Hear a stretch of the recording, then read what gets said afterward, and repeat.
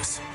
We want to welcome our viewers in the United States and around the world. This is New Day. It is Tuesday, September 5th, 6 o'clock here in New York. Chris is off today. John Berman joins me. We have a big show. We sure do. All right, thanks, Al. All right, we have breaking news. North Korea may be moving an intercontinental ballistic missile in preparation for another launch. This, according to a South Korean lawmaker briefed by their intelligence service. A new warning from North Korea. State media there says they're threatening to blow up the U.S. mainland and, quote, annihilate Americans. President Trump and South Korea's president speaking for the first time since North Korea's nuclear test over the weekend, but White House sources say relations remain strained. Meantime, Russian President Vladimir Putin is warning that the military escalation could cause a global catastrophe, and he calls new sanctions on North Korea useless. U.S. Ambassador to the UN, Nikki Haley, insists that Kim Jong-un is begging for war. All this as the Trump administration is set to announce the end of protections for dreamers, and Congress returns to a long to-do list and very tight deadlines. We have it all covered for you with the global resources of CNN. We want to begin with Will Ripley live in Tokyo. Will, you just completed your 14th trip to North Korea, and over the last few hours, there have been a flurry of developments. A lot of fast-moving developments here, and things are not, at the moment, headed in the right direction, John. You have these reports from South Korea that they are observing significant activity on the north side, possibly rolling an ICBM toward the North Korean coast. Now, this is a launch site that could send a missile on a trajectory over Japan, where I am, or it could send a missile south. And remember, Kim Jong-un has threatened to launch missiles using the Pacific as its new target, specifically perhaps the U.S. territory of Guam. North Korea has laid out a detailed threat to bring missiles very close to that key U.S. territory. They haven't done so yet, but they also haven't ruled out that possibility. Meanwhile, these new remarks from Russian President Vladimir Putin significant because later this week, in fact tomorrow, he is set to host an economic forum in Vladivostok, Russia. North Korea will be there, South Korea, Japan, noticeably absent, China, and the U.S. This is setting the stage essentially for Putin to play the role of peacemaker, and he's saying everything that the North Koreans want to hear, that the situation is heading towards a global catastrophe where there could be a number of victims, and that sanctions are useless. So we'll have to watch very closely the developments in Russia and the developments in North Korea. I want to read you also a statement from North Korean state media just out within the last couple of hours or so. It says, quote, "The great success of the hydrogen bomb test, which stunned the world, reflects the faith and will of the DPRK army and people to blow up the U.S. mainland and annihilate the wolfish U.S. imperialists running amok to cut off the lifeline of the DPRK." I know that sounds very frightening for a lot of people in the United States, but we need to keep this in context. Allison, this is the kind of threat that North Korea has made repeatedly for many years, although never before have we seen a nuclear-armed North Korea this capable as they are right now. Right. That is a troubling combination. Will, thank you very much for the context. We'll check back with you momentarily. South Korea conducting a second day of live-fire drills at sea, vowing to, quote, destroy and bury the North if provoked. But there are growing concerns that President Trump and South Korea's president are not on the same page. CNN's Paula Hancock is live in Seoul with the latest. What do we know, Paula?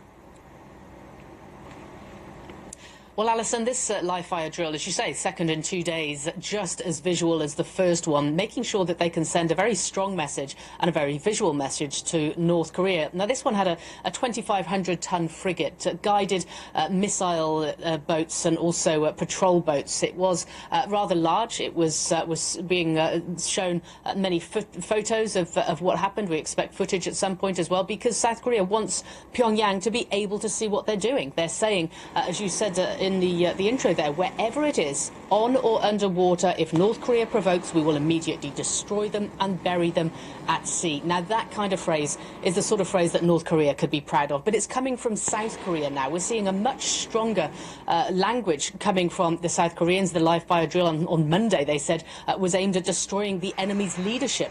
Now, we know also that Donald Trump, the U.S. president, has now spoken to the South Korean president. For many here, it took far too long for that phone call to come, but they did both agree to strengthen joint military capabilities. We know that we're going to see further naval drills at the end of the week, potentially one between the US and South Korea involving submarines, but we haven't seen this show of force yet, which the South Koreans would like to see. Dave? All right, Paul, I'll take it. John Berman here. The U.S. ambassador to the United Nations says enough is enough, telling the United Nations Security Council that Kim Jong-un is begging for war. What can the international community do to stop Pyongyang's nuclear threat? Let's go to the Pentagon. CNN's Barbara Starr is there. Barbara, what is the view from there? Well, good morning, John. They are watching all the messages very carefully on all fronts. The UN ambassador, Nikki Haley, making the case at the United Nations. The time has come to press for all diplomatic options, all sanctions. But then she went on to sound a very ominous warning. His abusive use of missiles and his nuclear threats show that he is begging for war. War is never something the United States wants. We don't want it now. But our country's patience is not unlimited. President Trump publicly staying quiet but making calls to other leaders around the world, speaking to the German leader Angela Merkel, again saying that all options are on the table, according to the White House. Now, the president's day ahead, he may have the North Korean situation come up time and again. He will meet with his national security advisors. He will have a daily intelligence briefing later in the day, an economic meeting. But so far, what we are all watching for is to see if the U.S. puts more assets, more troops, aircraft, ships in the region. So far, no announcements from the Pentagon on that. John, Allison. Okay, Barbara, thank you very much for the update from there. Let's bring back Will Ripley. We also want to bring in CNN military analyst, retired Major General James Spider Marks, and Robin Wright, fellow at the U.S. Institute of Peace and the Woodrow Wilson International Center for Scholars. Great to have all of you. Spider, you're a military strategist and analyst. Is there any military option for the U.S. here? Well, there are plenty military options. I mean, the use of force always remains vibrant. The coalition on the peninsula is ready. The multi-layered air defense capabilities we have, both in the region and internationally, to protect the homeland exists. We've tested it. It works. Is it perfect 24/7? We hope so. But, I mean, the tests demonstrate that it's extremely capable. So the military option always exists. But because the potential outcome is so catastrophic, look, Seoul would be punished. We would certainly see the devastation of a lot of the infrastructure in the South. And the regime up north, were we to go to war, let's be very clear, the regime in the north would cease to exist. The challenge with all of that is that China would be engaged militarily, and we've been on this path before. From 50 to 53, we saw what happened. Look, the North Koreans invaded in June of 1950. The United States reclaimed the South Peninsula, the southern part of the peninsula, but then we chose to go north of the 38th parallel. We saw what happened when that happened. The Chinese got involved, and it was a stalemate, and it was horrible. We know what can occur on the peninsula. So, Robin, you've watched this region for a long, long time. The United States says it doesn't want North Korea to have a nuclear weapon. They do. They have one. They've tested them now several times. They keep getting more powerful. So what's the goal here? What does the U.S. now want out of this? Well, I think that's one of the big questions. It's clear that the Trump administration doesn't want North Korea to go any further. It doesn't want to have the capability of deploying a nuclear weapon, have the warhead on top of a missile that it can target the United States. The question, though, beyond that is, what is our goal? Is it to undermine and eventually remove the regime in Pyongyang? Is it to decapitate the North Koreans? Is it to try to see that the merger of the Korean Peninsula? The Trump administration has not articulated for any of us what its long-term goal is. It's clear that the North Koreans are not going to give up their nuclear program. The best we can hope for is a freeze, and that will involve a lot of diplomacy. But to get there, you have to sit down with each other, and there's no indication yet that Washington or Pyongyang are willing to do that with an agenda that is at all realistic.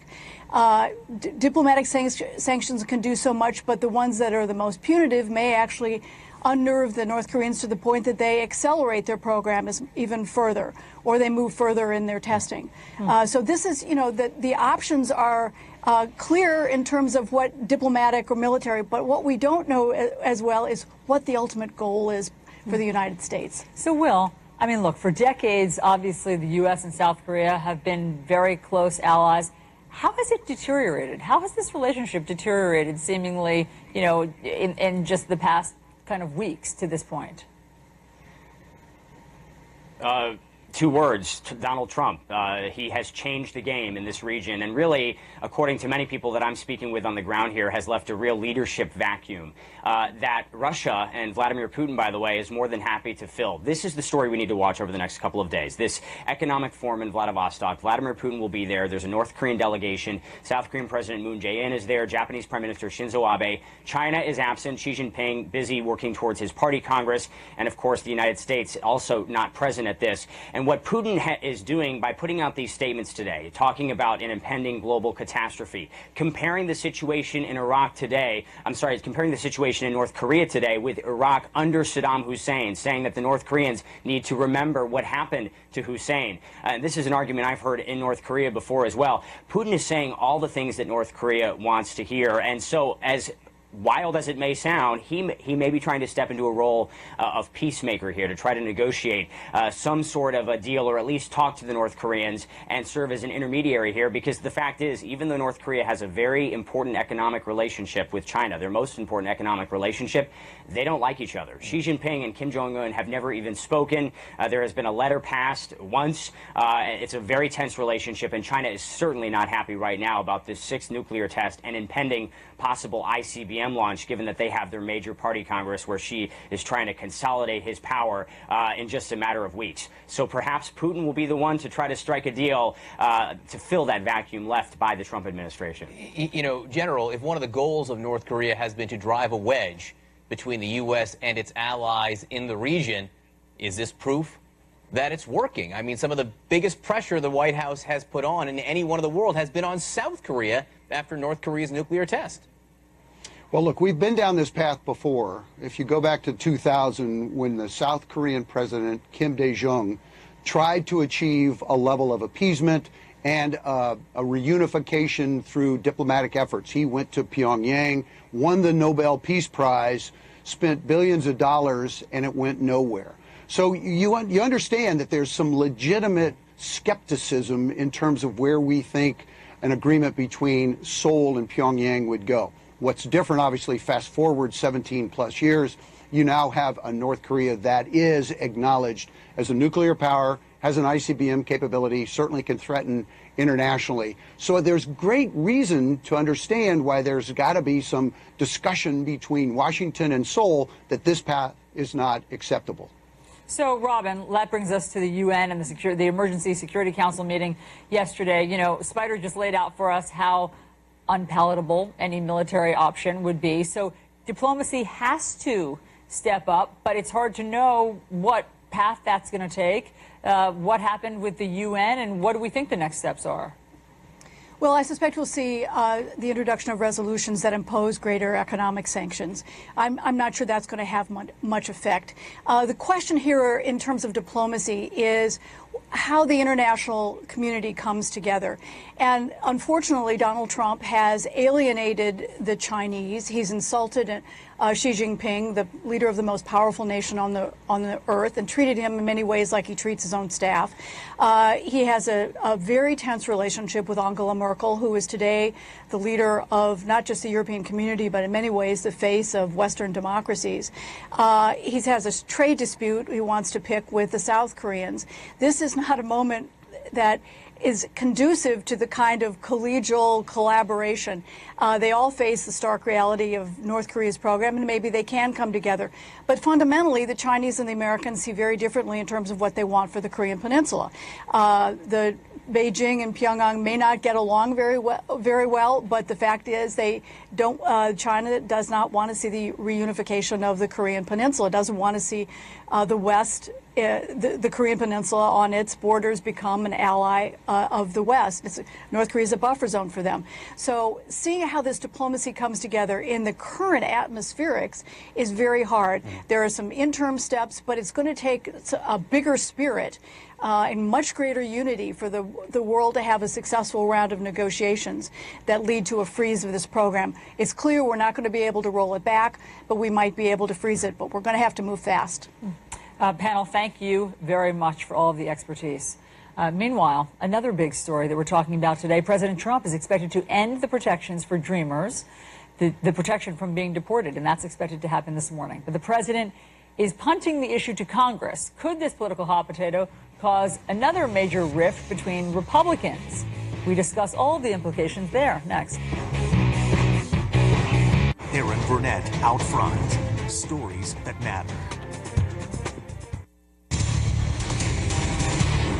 In just a matter of hours, the Trump administration is expected to announce that it will end the program protecting Dreamers. Those are the young, undocumented immigrants brought to the U.S. by their parents. And it protects them currently from being deported, but that could change. The president is punting the fate of these hundreds of thousands of Dreamers to Congress. CNN's Joe Johns is live at the White House with more. What are we expecting, Joe? Allison, what to do about DACA is a question the president has struggled with over weeks and months. And today does appear to be decision day, with the attorney general set to make the announcement at a briefing here in Washington later this morning. But a sense of drama continues to hang over this, because sources have told CNN even this late in the process, the president could still change his mind. President Trump taking to Twitter Monday night, touting a big week ahead. A gross understatement considering the wide range of issues on the president's plate, starting with today's announcement on the fate of so-called Dreamers. The president is expected to end the Obama-era program created through executive order, protecting some 800,000 young undocumented immigrants from being deported. Dreamers here to stay! Dreamers here to stay! This possibility already drawing backlash from both sides of the aisle. What I hope the president says tomorrow is that he supports the policy of the DACA program and wants Congress to pass it into law. To end the DACA program is one of the most cruel and ugly decisions ever made in the modern history of this country by a president. But the president promised during the campaign that he would end protections for Dreamers. Attorneys general from 10 states threatened to sue if Trump does not announce repeal of the policy by today.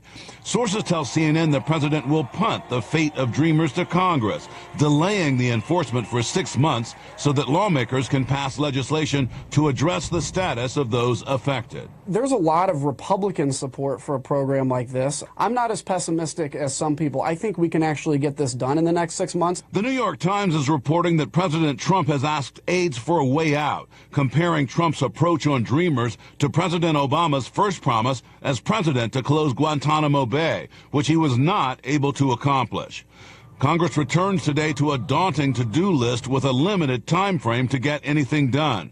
The most challenging tasks include passing a spending bill with or without money for a border wall, Republicans looking for a complete overhaul of the tax code, the first in 3 decades, emergency funding for victims of Hurricane Harvey, a bill to raise the debt ceiling is expected, and possibly another try at repealing Obamacare.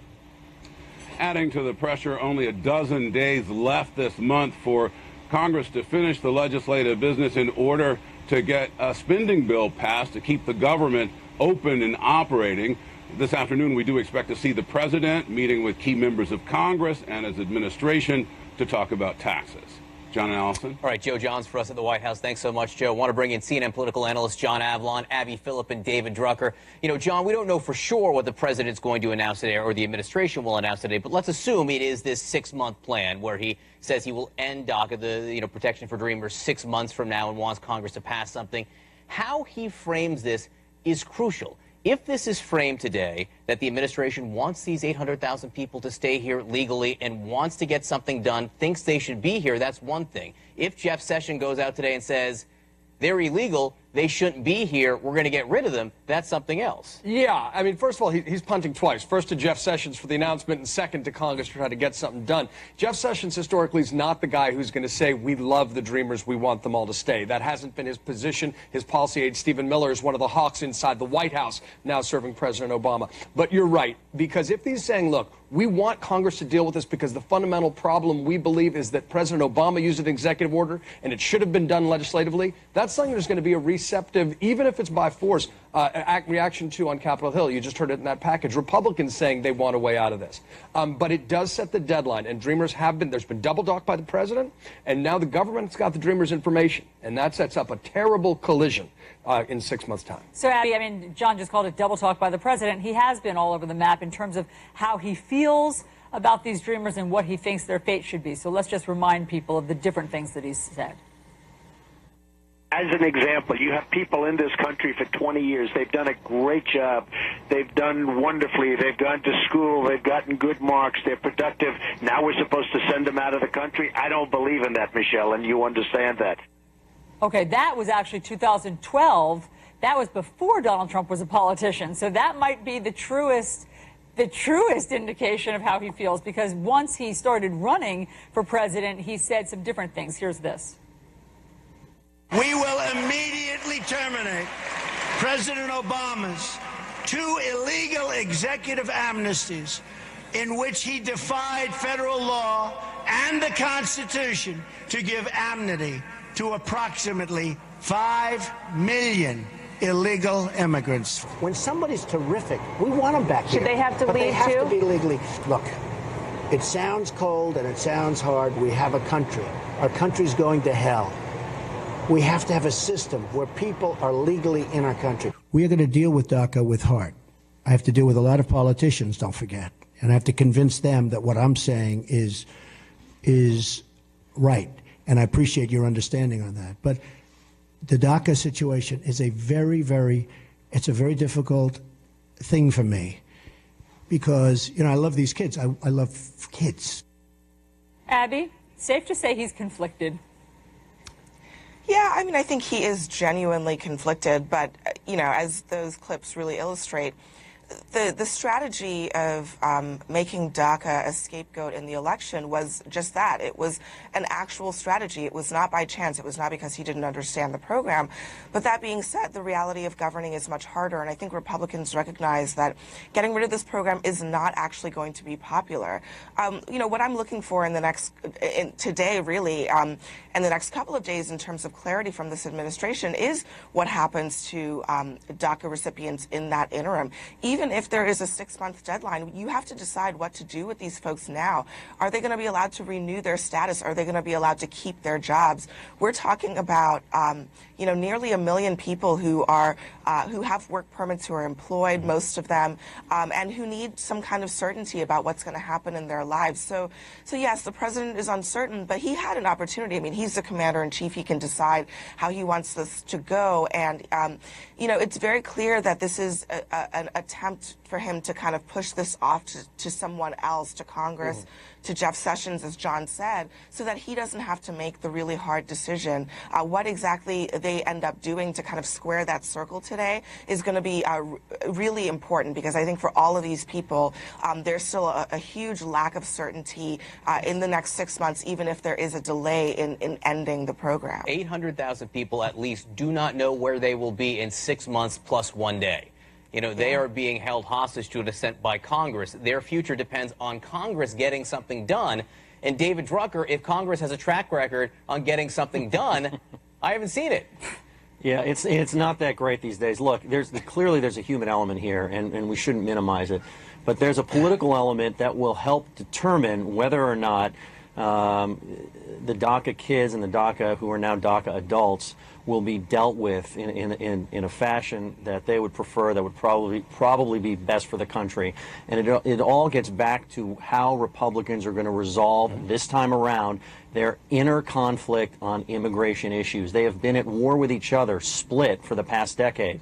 And with President Obama in office, rightly or wrongly, politically it was very difficult for them to do anything on immigration, as we saw with the Dreamer legislation that was pushed by very top Republicans. So this is very interesting, because if President Trump, the biggest immigration hawk in town, theoretically, if he says that we're canceling DACA because of the constitutional questions and rule of law issues that I campaigned on, but I'm not going to enforce it for 6 months to give Congress a chance to do something, what he's saying theoretically, aside from all of his rhetoric and everything, is that he would sign Dreamer legislation. And that becomes very interesting, Because if President Trump, not President Obama, if President Trump is willing to sign this, does it make it easier for Republicans in Congress to take this tough vote? And does it make it easier for them to work with Democrats over the objections of Republicans who are not going to support this to get a bill to his desk? That is why this is a really unique, interesting situation, even though I don't expect the president to go out of his way to push for this. Yeah, go ahead, John. Last word. Look, just, the prospect of Trump pulling a Nixon in China on immigration with comprehensive reform in DACA is fascinating.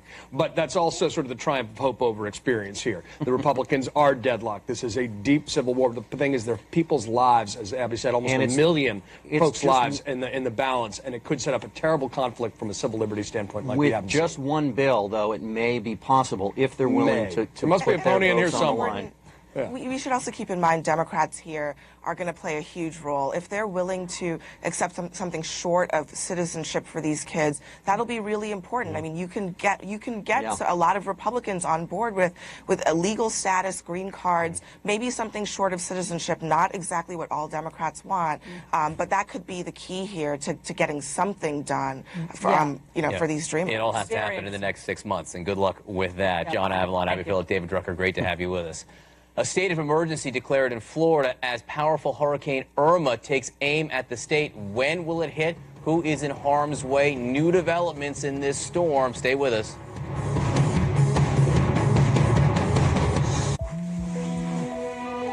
Hello? No one asked us to go into the chaos.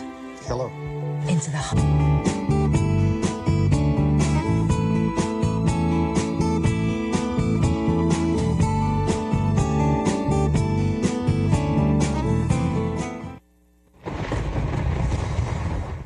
Hurricane Irma gaining strength, now a Category 4 storm, packing winds of 150 miles per hour. Hurricane warnings are up for Puerto Rico and the U.S. Virgin Islands. Irma is posing a threat to millions of residents in Florida. They are already stocking up on water and supplies. As you can see, let's see what's about to happen. CNN meteorologist Chad Myers has our latest forecast. Chad. It is going to be a mess. Already a Category 4 at 150, Category 5 starts at 156. Close enough. This weather brought to you by Purina, your pet, our passion. There is the storm right now, a symmetrical circle. We hate to see them when they look like a saw blade, because that's when they are the most dangerous. 150 miles per hour headed right toward the BVI, the U.S. Virgin Islands, and then eventually somewhere between Cuba and the Bahamas. If it's over more land, over Haiti, or even close, over Cuba, even close, it will tear itself up and not be that 140 or 130 mile per hour storm. But for right now, that is the forecast. Probably Saturday morning will be the closest approach to South Florida. We'll keep watching the timing on that. We know it's going to be a strong storm. The temperatures in the Caribbean are 86 degrees. There's just nothing you can do to slow down a hurricane when you have that type of heat. And here are the models right through. Now, there are some models, and they have been shifting to the left, to the left, to the left all weekend long. Very close or even over Cuba. That would certainly be a detriment to Cuba. Dangerous and probably terrible damage there, but it would tear the storm up before making landfall in the U.S. Chad, just any fear of people in the Houston area for this one? Sure. I mean, that's not out of the question at all. I mean, the models do, from when they get to Florida, they start to turn to the right again. Now, that could be a Charlie-type scenario. That was Punta Gorda there. I was there with Anderson Cooper, but also maybe toward Tampa. If it keeps going left, these models could turn, and certainly into parts of Florida. And, we don't even want to think about if it keeps going at all farther. So, sure, hurricane is not out of the question for Houston, but I would say the chance of that right now is like 2%. The chance of somewhere around Florida is better than 50-50. Okay, keep an eye on it for us, Chad. Thank you. Will do. All right, we do have breaking news. Russian President Vladimir Putin threatening to expel up to 155 more U.S. diplomats. The Russian leader told reporters in China today that Russia won't take action right away, but we'll see how the situation develops. The move seen as clear retaliation after the U.S. ordered Russia to close its consulate in San Francisco last week. So Congress returns to work today with lawmakers facing a daunting agenda and tight deadlines.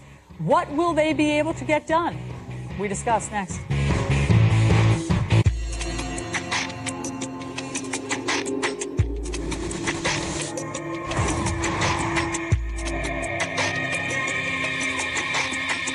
Congress gets back to work today after their August recess, and they have a very ambitious agenda that keeps growing. Funding the government, avoiding a shutdown, Hurricane Harvey relief, tax reform, and deciding the fate of Dreamers. What can they get done? Let's bring back our panel, David Drucker, Abby Phillip, and John Avlon. David Drucker, you are our resident congressional correspondent on this panel. What's going to happen today when they get back to work? Oh, no big deal, Allison, right? I mean, it's just a couple of things on the to-do list. So you get back to work on Wednesday, you're done by Friday, right? Right. Look, it's clearly, this is a tall order for Republicans. They're trying to reform the tax code for the first time in half a dozen years. Every time they've tried to do that, it's almost been like a total fiscal catastrophe. And then on top of that, they've got Harvey relief to deal with and a government funding deadline. And let's not forget, and we might have, just because the hurricane was such an overpowering news story, but Republicans spent all summer at war with each other. President Trump was fighting with Republicans on the Hill. The breakdown in trust between the two sides was worse than anything I've ever seen. And that could make it very hard for Republicans to agree with each other on how to get these things done. And make no mistake here, whether or not Republicans can accomplish things is going to be about whether or not they can first agree with each other, and then where Democrats are relevant and government funding and the debt ceiling and things like that are where Democrats are very relevant. Are they going to be able to work with Democrats? And, oh, I left out the part about the president wanting money for his border wall, Democrats not wanting to give an inch there. And so it's going to be a very interesting September. The stakes are high. And the Republicans, since the president took office and even before, have not shown that they're able to do a lot of these things on a high-wire act, even if we're just talking one of them, let alone the list I just ticked off. You know, the very first words out of David Drucker's mouth were no big deal. This is the art of the deal president who, as far as I can tell, really hasn't made very many deals at all. And now he's got this menu, this list of things that needs to get done, Abby. Has he shown any ability to work Washington the way it needs to be worked to make progress? No, I mean, really not at all. One of the interesting things is just the resistance to understanding how Washington works and how deals get made here. And to be the dominant force as we go into this week and in the following week. The relationship or lack thereof between Donald Trump and Mitch McConnell is a really, really big deal. Between the two of them, Mitch McConnell is the person who knows how to make legislation happen in Washington. And Trump does not trust him, at least not yet. So if they're going to get anything done, they have to repair that first and foremost. They have to get on the same page about what they want to get done. They have to decide what the framework is going to look like for tax reform. What are we going to bundle together? Are we going to bundle, the border wall and the Dreamers? Are we going to bundle the hurricane funding to funding of the government? These are really important decisions about strategy. Chambers in Congress and the president, and Trump is the one who has to kind of come to the table here. The breakdown in that relationship is in part because of his frustration with Mitch McConnell maybe not getting health care done, but at some point they've got to put that stuff aside if they really want to make progress on things that absolutely have to get done before the end of this year. Go ahead, John.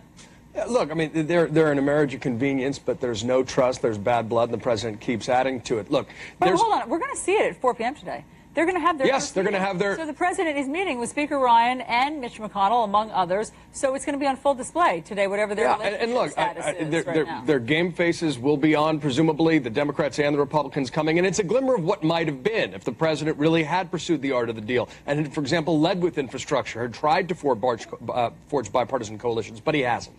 He's instead played to his base and attacked his own party in Congress, and the to-do list is serious, and necessarily the most urgent things are going to dominate. Harvey funding, trying to avoid a government shutdown with unified Republican control of Washington, something that's surreal, and something that the markets are depending upon, which is tax reform. That seems highly theoretical as well as extremely difficult in the face of the non-optional things they need to face first. Yeah, they have no ambassador to South Korea, which seems pretty important Yeah. right now, given what's happening over there. And then, one word we didn't even mention as that we were looking at that list of what Congress is doing this fall is Russia. A lot of folks in Congress are concentrating, David, on Russia right now in these investigations and these committees. The intelligence committees in both chambers have a lot of work to do this fall. Yeah, they do, and the Senate is going to have a lot of nominations to process. So there is just a lot on Congress's plate here, and they're dealing with a party leader in the president that, as Abby mentioned, number one, has not figured out how to work a deal in Washington. It's not like working a deal in business. Everything is interconnected. It's not totally rational. And on top of that, he keeps treating the Republicans, his party, as though he's not really of them. And if he's not really invested with them, it makes it hard for them. They're always looking over their shoulders at the next election, rightly or wrongly. They're on the ballot in 2018. He isn't. And it makes it hard for them to take a lot of these tough votes if he doesn't feel like he's invested with them. And I think that's part of the problem. And if the president wants better results, he's going to need to change how he relates to his allies on the Hill. Well, off to the races you'll today. have an opportunity in just a few hours. Panel, thank you very much. All right.